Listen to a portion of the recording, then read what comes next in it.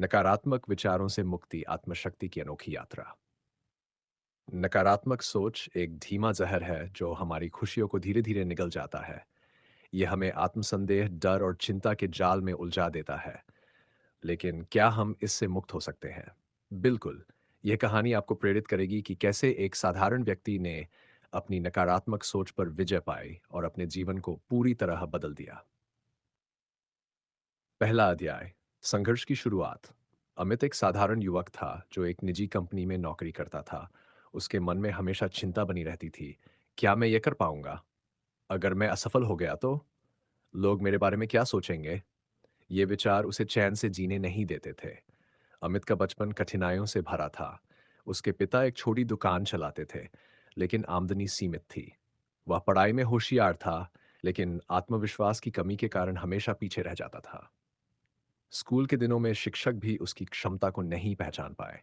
उसकी मेहनत के बावजूद उसके अंदर एक डर बैठ गया था।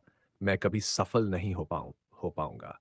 समय बीतता गया, लेकिन उसके नकारात्मक विचार खत्म नहीं हुए। नौकरी लगने के बाद भी वह हमेशा डरा रहता था कि कहीं उसे निकाल न दिया जाए। छोटी छोटी असफलताएं उसे तोड़ देती थीं। दूसरा अध्याय, एक नई शुरुआत।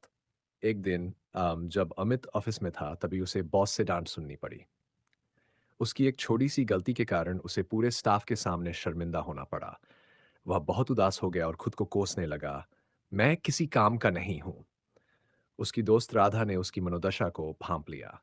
वह मनोविज्ञान की छात्रा थी और उसे मानसिक स्वास्थ्य से जुड़े विषयों में रुचि थी। राधा ने कहा, अमित, तुम्हें अपने नकारात्मक विचारों से छुटकारा पाना होगा।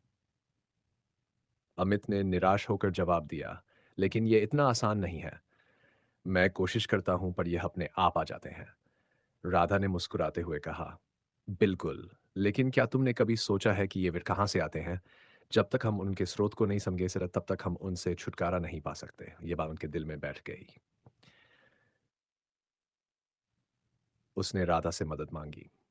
तीसरा अध्याय, आत्मनिरीक्षण का पहला कदम। राधा ने अमित को एक डायरी दी और कहा, जब भी तुम्हारे मन में कोई नकारात्मक विचार आए, उसे इस डायरी में लिखो। अमित को यह अजीब लगा, लेकिन उसने कोशिश की। कुछ ही दिनों में उसे समझ में आया कि उसके अधिकतर नकारात्मक विचार अतीत के अनुभवों से जुड़े थे। जब वह असफल होता, तो उसके मन में स्कूल के दिनों की असफलताएं घूमने लगतीं।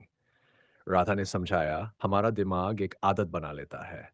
अगर हम बार बार किसी नकारात्मक विचार को दोहराते हैं, तो वह हमारी मानसिकता का हिस्सा बन जाता है। लेकिन अच्छी खबर यह है कि हम इसे बदल सकते हैं। ने पहली बार महसूस किया